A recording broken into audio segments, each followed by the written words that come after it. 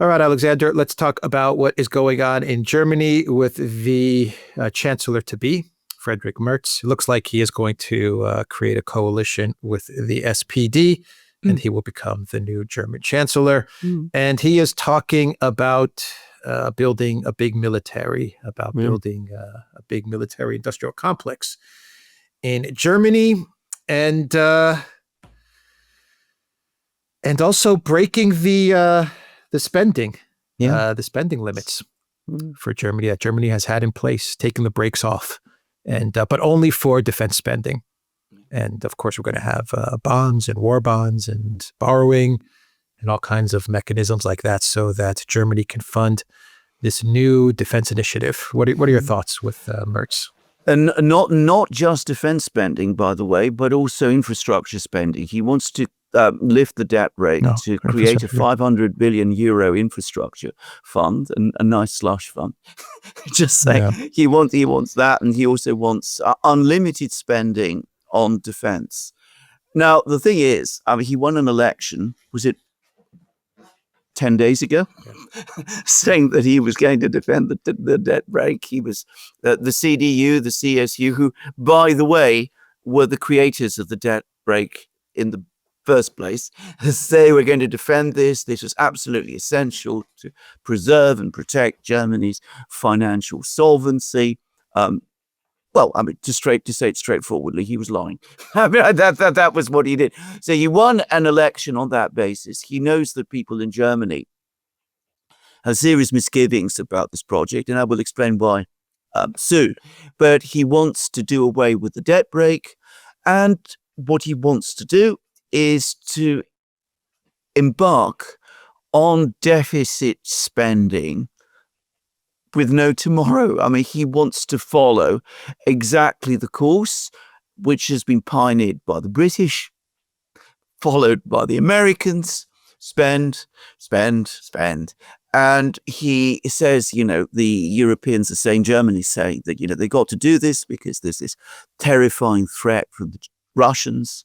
The Russians are after us. We've got to start spending money like this. We've got to start spending money because the Americans might be going away. We've got to spend money in every conceivable way. We've got to spend money on defense. We've got to spend money on infrastructure.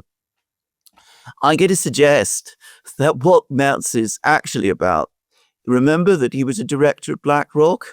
He is basically, what he's doing is he's pursuing the project of financializing the German economy, because this is exactly what's going to happen. You're going to have all of these enormous funds, all these enormous budget funds piling up in Germany based on borrowing, because this is going to have to be done through deficit spending.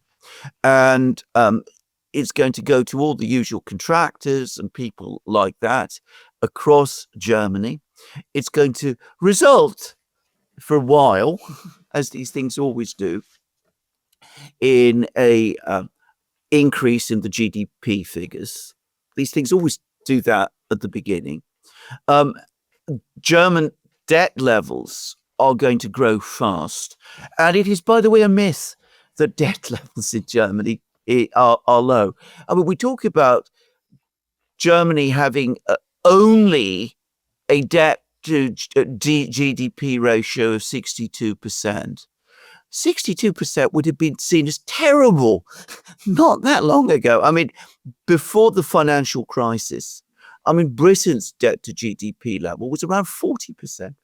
So, Germany's debt position is worse now than Britain's was just, 20 years ago. The way he's going to spend is that you're going to see that debt to GDP level change radically. In a couple of years' time, Germany will have the same kind of debt to GDP level that Britain, France, Italy, Spain, all of these countries also do. But in the meantime, all sorts of people are going to become extremely rich, and we'll have the motorways and the railways being built and refurbished at huge cost, because that's the other thing. When you start throwing money at a problem on this kind of scale, people are not fools. They see the man with the deep pockets coming along, ready to spend $500 billion or euros on infrastructure. That will give them the perfect opportunity to crank up costs. Costs are going to rise across Germany. Germany is not actually efficient or successful in building infrastructure. There is a lot of embedded corruption in Germany, far more than people realize. I mean, you might want to talk about that from the saga of Athens Airport, for example. Yeah. Exactly. The Siemens scandal, which is public, which is a public scandal, one. Yeah. So we're going to have an awful lot of that going on in Germany over the next couple of years.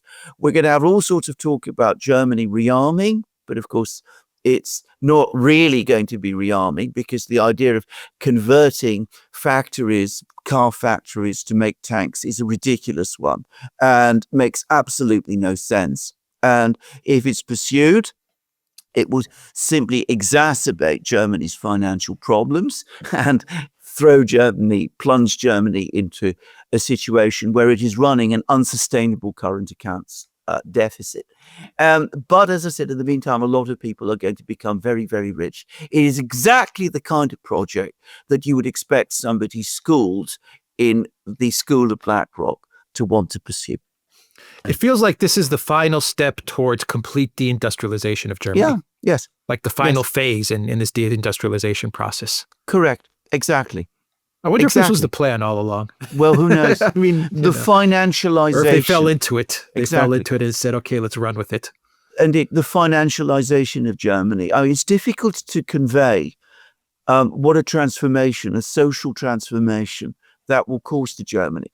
But I saw this happen in Britain. I mean, the Britain that I remember, the Britain of the late 1960s, early 1970s, was had a strong industrial base. It had a very different kind of financial system from the one it has today. It had intermediate banks, not very different from the Volksbanks that you have in Germany. It had building societies that functioned in a radically different way from banks. It was a completely different place, but it became financialized, and that is Germany's future. Now, notice also, and this is again very, very typical of Merz, as we've seen, the sleight of hand that he's pulling off. He doesn't have a majority for this, or he fears he doesn't have a majority for this in the parliament that has just been elected, the one that is going to anoint him Chancellor, because he didn't do so well in the election and the SPD did catastrophically. So how is he going to get this debt brake lifted? He's going to bring the old parliament back, the one that's just been voted out of power. This enormous constitutional change, because it is, we're talking about, as a constitutional change, it's a minor one, but in terms of the direction of travel that Germany is going to be taking, this is a momentous step.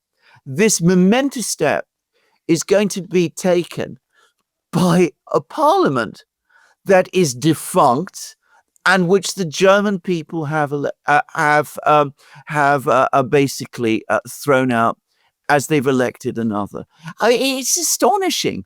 Again, we talk about the failure of democracy in Europe. Here's an example of it. It may, be legally correct, but democratically, it is an appalling thing to do, that you go back to the old parliament that, the German people rejected, instead of the new parliament that they voted for. What place in the world is there for a financialized Germany? You have the city of London. Okay. Britain went from industry to services and finance. At least they filled a hole in say Europe. Yeah, you could make that argument. They became a financial center for Europe. You have Wall Street, you have the United States, New York, all of that. You have in Asia, China is obviously building all these mechanisms. BRICS is building all these mechanisms. We got word that China is now looking to build a viable competitor to Euroclear. So that's going to really crush the EU in Brussels. They had it coming to them. They should have never frozen those assets, but China's working on an alternative there. I mean, I'm just trying to figure out what gap does Germany fill by moving in this direction? Because as an industrial powerhouse, they absolutely filled a need and a gap in Europe and the world. Yeah. But now, as they're moving away from this, and they've basically given this to China and to the United States, that's the way it looks. All the industry is moving in those two directions. What place in the world is there for financialized Germany? It doesn't make any sense to me. Yeah. There is none. You make an absolutely excellent point. I mean, it's important to remember that when Britain embarked on its program, on its push towards financialization, which really took off in the late 1980s. I mean, there was the City of London already, which was one of the world's three big financial centers at the time. I worked in it at the time, not directly inside it, but close to it.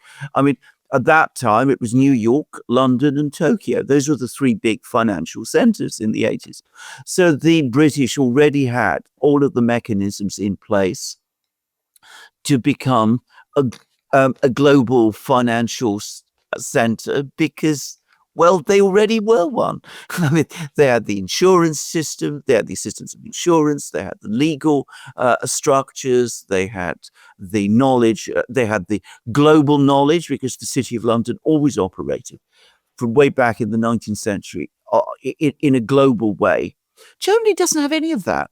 Now, Frankfurt is an important financial center, but it is an important financial center in terms of the German domestic economy. Now, as you start to break things up, as German companies start to be broken up, I mean, Volkswagen, for example, could very easily be broken up. You could easily see how this could be done. You hive off its various parts. So, Seat and Skoda are first of all done. Then you start breaking up the structures within Germany itself. You separate Audi from Volkswagen. Yeah. You do all that sort of thing. I mean, all of this that is going to generate finance. I mean, it does. I mean, it especially if you open up Germany to outsiders. So, people come in, the Japanese buy Audi, whoever, I mean, Americans or whatever it is. So that is going to cause an uplift for a time in the DAX. It's going to make, business. But when that runs its course, it's not going to have any place because Germany, as you correctly said, is not ultimately structured to be a great finance center. By the way, London is losing its place as a major financial center as well now, because what the British have gradually discovered is that unless you have a strong industrial, big, more diversified economy anyway to sustain it, it's not really viable in the long term. But the British could do it for 50 years, 40 years in the 80s. I mean, it could be. So it's quite a long time, in terms of human life. A lot of people made an awful lot of money, became very prosperous on the back of that. In Germany, it will be much, much shorter, a decade at most. All right, that's why he has the name BlackRock Merz, I guess. Well, exactly. Yeah. Yeah. Okay. Yeah. We'll leave it there. The Duran.locals.com. We are on Rumble, Odyssey, BitChute, Telegram, Rockfin, and X. Go to the Duran shop, pick up some merch like what we are wearing in this video update. The link is in the description box down below. Take care.